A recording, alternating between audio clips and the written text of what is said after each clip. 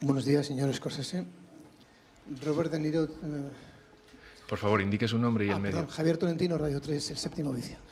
Robert De Niro ha confesado muchas veces que le debe a usted mucho y supongo que usted también debe mucho al señor De Niro. ¿Cómo definiría la pareja de ustedes dos?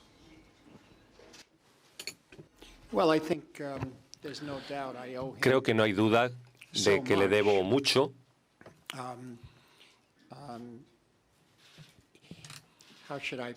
¿Cómo lo diría?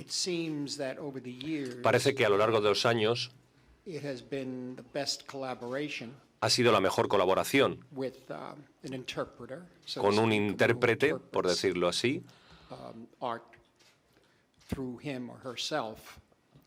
es decir, con una o un intérprete de cine. Lo que quiero decir con esto es que parece que hemos tenido y seguimos teniendo telepatía, una especie de comprendernos a los dos sin necesidad de articularlo específicamente. Y pensamos que desde Malas Calles hasta Taxi Driver, New York y al final con Toro Salvaje, por supuesto. Además, es probablemente el único que me conoce y nos conocemos desde que teníamos 16 años.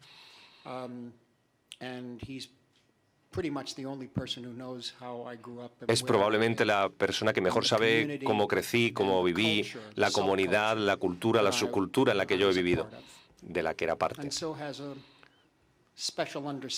Y por tanto entiende de una manera especial todo. Es una gran inspiración para mí.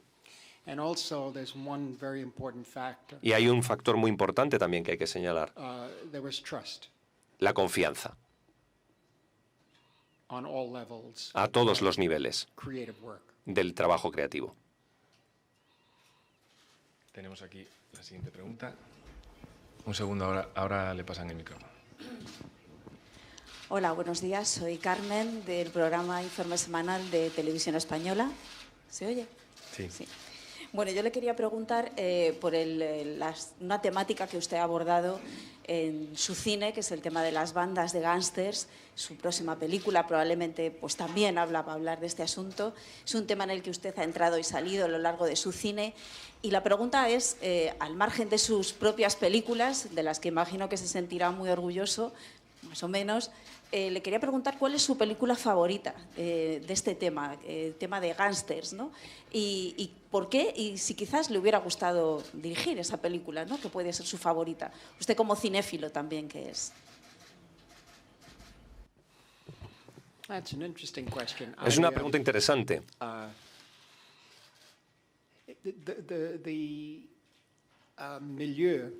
El medio con que se me suele asociar constantemente me lleva al mundo en el que yo crecí. Uno no quiere dar una impresión falsa de que todo el mundo estaba compuesto de figuras criminales y de violencia. Yo tuve unos padres que me quisieron mucho. Había un cura muy joven que fue un mentor muy importante para nosotros cuando teníamos 11 años, 8 años. Por tanto, había un equilibrio, evidentemente, en mi vida. Era el mundo que yo conocía. Por tanto, finalmente no había duda de que había películas como On the Waterfront de Kazan, de Elia Kazan, y Force of Evil, La Fuerza del Mal, de Polanski, que fueron las dos películas que representaban lo que yo conocía en mi vida, de cómo lo diría, de la pantalla interpretativa en oposición a John Cassavetes y Shadows, que se hacía en la calle. Y no lo quiero decir de manera peyorativa. La película de Hollywood, John Cassavetes trataba de bohemios y actores que yo no conocía y sigo sin conocer ese entorno muy bien. hacía otro tipo de cine.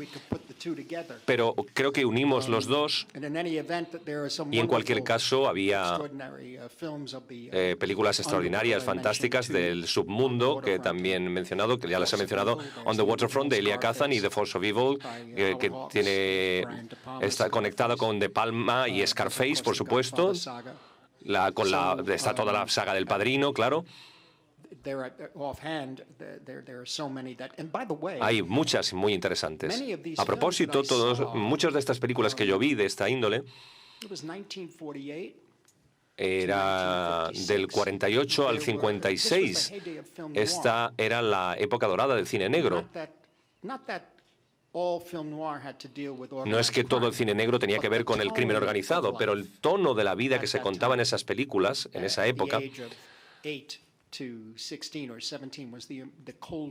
hasta que durante los años de la Guerra Fría había esta paranoia del cine negro, las calles empedradas, las avenidas, ahí es donde yo me crié. No era un salto para ver el mundo de esa manera, sino que realmente yo vivía allí, me lo veía. Siguiente pregunta, por favor. Next question. Hello, good morning. I'm from SECA, from the Voz de Galicia. Mr. Scorsese. Soy un gran fan de sus películas. Yo quería preguntarle por Sylvia Earle. Es otra de las premiadas en los premios. No sé si usted la conoce a ella. Su historia daría para una gran película. Sylvia Earle. Do you know him? Her? Yes. Su historia, su vida, da para una buena película. Hace unos días se estrenó aquí en España The First Man, la película sobre Neil Armstrong. Entonces, mi pregunta es, ¿qué le parecería a usted hacer una película sobre ella, The First Woman?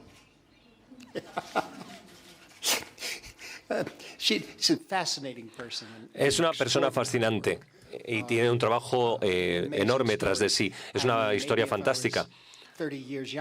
Si tuviese yo 30 años menos, bueno, puede ser, pero me quedan pocos años más y no hay muchos proyectos que vaya a darme tiempo de hacer, pero bueno.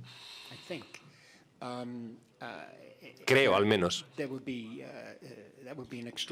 Sería una película extraordinaria, desde luego, y estoy seguro que ahora que lo menciona, seguro que hay alguien ahí que va a hacer esa película. Ojalá pudiera ser yo, pero en estas circunstancias yo creo que no podré. Tenemos una pregunta delante de las cámaras de televisión, señor Scorsese. Sí. Me gustaría preguntarle por el futuro, no por el pasado. Por favor, indique su nombre y el medio. Luis Martínez, El Mundo. Me gustaría preguntarle por el futuro, no por el pasado. Su nueva película está producida por Netflix. Este año hemos vivido la polémica de Netflix en el Festival de Cannes. Me gustaría que me hablara de eso, es decir, cómo las plataformas pueden cambiar la forma de ver, de vivir y de producir el cine. ¿Y cómo le ha cambiado a usted su nueva experiencia con una productora como Netflix?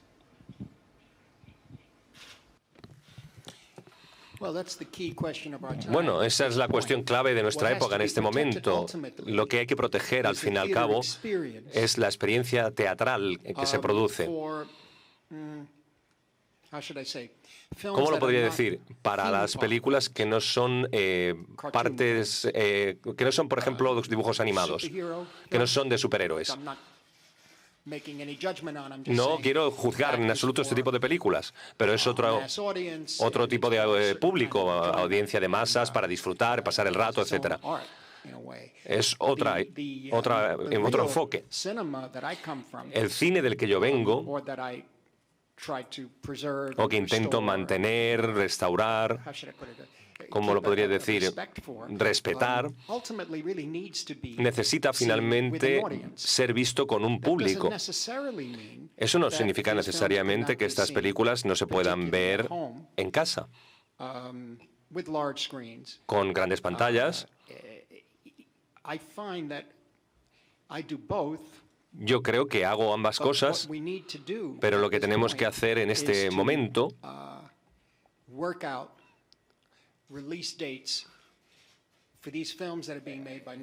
conseguir que las fechas de estreno de estas películas de Netflix y demás que se puedan ver también en el cine, que si quieren verlas en el cine las vean en el cine. y luego ya las puedan ver en televisión posteriormente, en vídeo o por la plataforma que sea. Pero lo que hay que intentar conseguir es el tiempo que se mantiene proyectando en cine antes de llegar a las casas. No hay dudas de que una película como, ya sea Dunkerque o The First Man, el primer astronauta, como se ha visto, Moonlight, etc.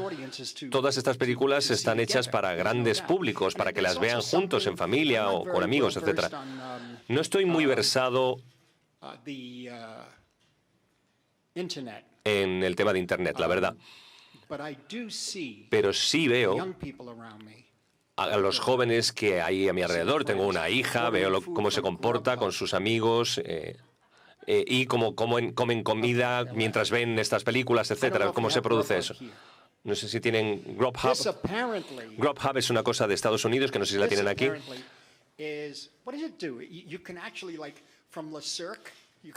Puedes elegir aquí, pedir comida con este tipo de aplicaciones de móvil, pides comida, te llega a casa y te la comes rápidamente.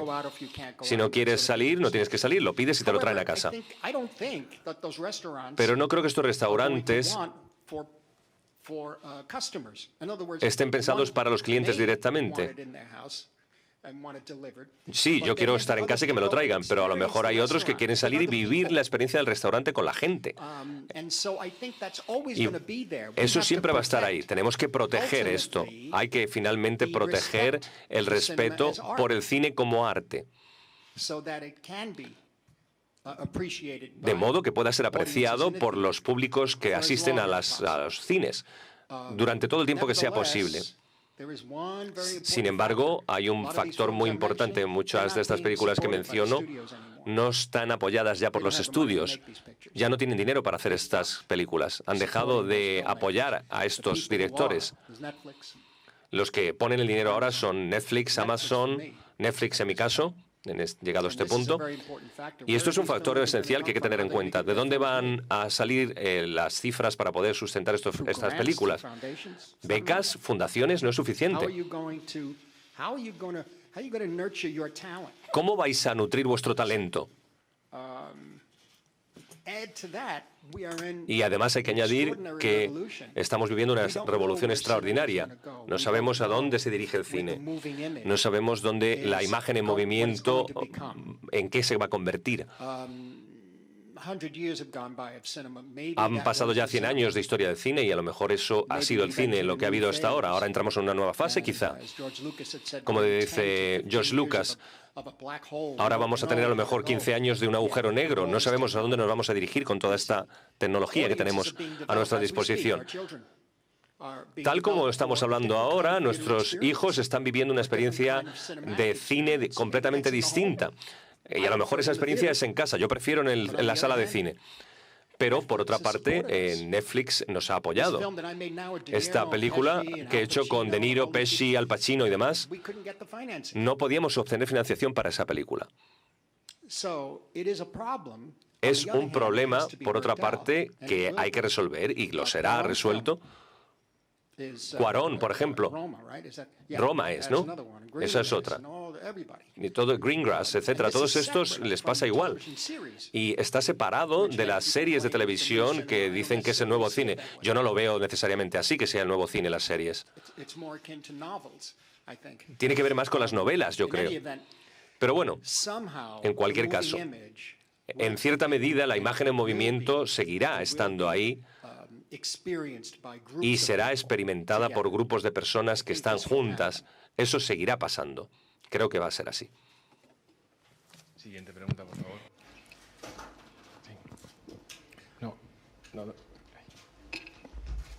Hola, muy buenos días. Soy Pache Merayo del periódico El Comercio de Asturias. Quería preguntarle dos cuestiones. Una, por lo que ha dicho, parece que hay ciertas posibilidades de que sus próximas películas se estrenen en cine, que hemos entendido todos que va a ir directamente a la plataforma televisiva. Y otra, quería saber si usted se ve reflejado en esa leyenda que hay en torno a su obra y a su vida, de que es un hombre obsesionado por la fe, la religión, el mal, la culpa, y que todo eso se refleja en sus películas. ¿Se ve usted así? ¿Es así como se describiría? What you said, safe, religion, blame? I'm sorry, I didn't understand. Perdón, ha dicho culpa, religión, que no lo he entendido muy bien. Hablan de que es usted un hombre obsesionado por la religión que le envolvió desde pequeño. De hecho, dicen que si no, que en su Queens natal, si usted no iba al cine o a misa, hubiese ido a pasar las tardes con las mafias. Y entonces esa religión está presente en su película, como lo está la culpa, como lo está... Guilt, you mean all that. Ah, sí, se refería a la culpa en relación con esto.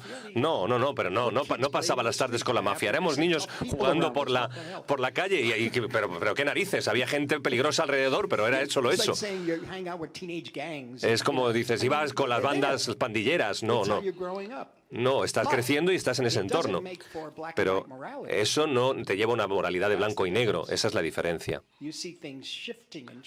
Ves que las cosas cambian, se modifican, la gente buena hace cosas que no son buenas, pero no tiene ninguna elección. Y a la vez, la religión se predica. Es más que religión, en realidad.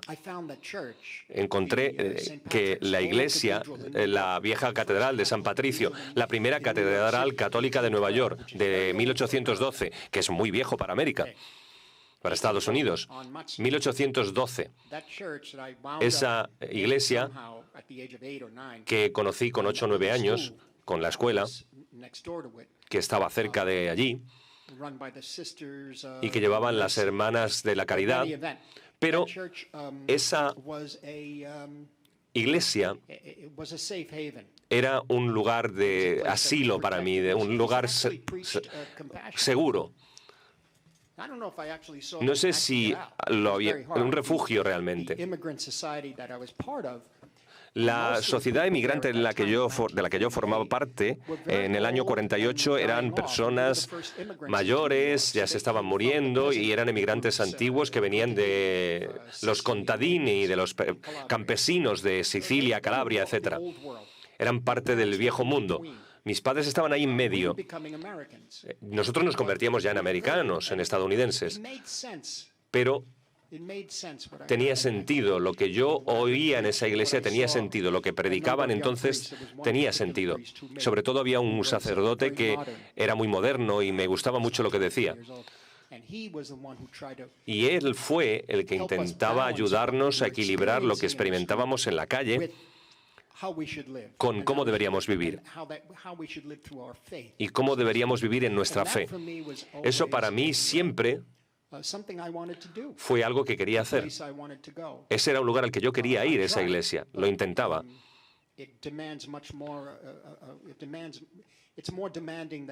Pero era algo más exigente de lo que yo creía.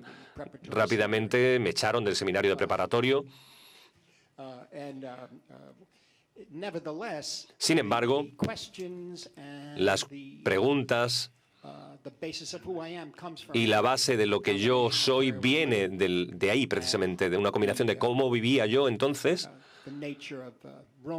y de la naturaleza de la Iglesia Católica Romana de aquella época, de esa época, de mediados de siglo, que era muy diferente de cómo podía ser en otros lugares del mundo eso mismo, o hoy, de cómo sería hoy aquí. Nos queda tiempo para una última pregunta. Gracias. Señor Scorsese, soy Jesús Ruiz Mantilla del diario El País. Quería preguntarle, usted que estoy aquí al final, entre las cámaras. Justo aquí, delante de las cámaras. Maestro, aquí. Yes, now I see you. Sí. Que, como dice usted, que viene de la América inmigrante, vemos colas de inmigrantes hoy latinos intentando entrar y expulsados de Estados Unidos en el país que está mostrando su peor cara hoy con el presidente Trump, expulsando gente que realmente no tiene dónde ir. ¿Cómo hace usted ese viaje de su identidad inmigrante a la expulsión que se está decretando hoy en la política de su país?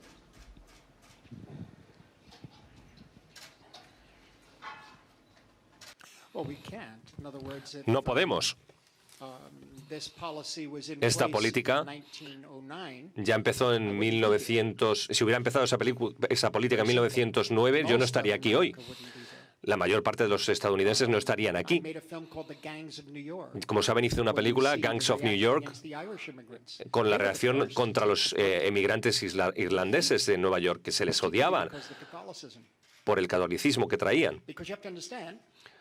Pueden entender que Estados Unidos se estableció sobre la separación de Iglesia y Estado. Y como los irlandeses eran católicos, traerían esa obediencia al Papa, y por supuesto era una figura muy política en aquella época. Esto es algo contra lo que se luchó en Nueva York y en Estados Unidos, y tenían los distintos grupos que se oponían a ellos, y ahora en 1850 era de una manera, pero ahora lo vemos de otra manera. Este país lo crearon, Estados Unidos lo crearon los emigrantes. Detener ahora la emigración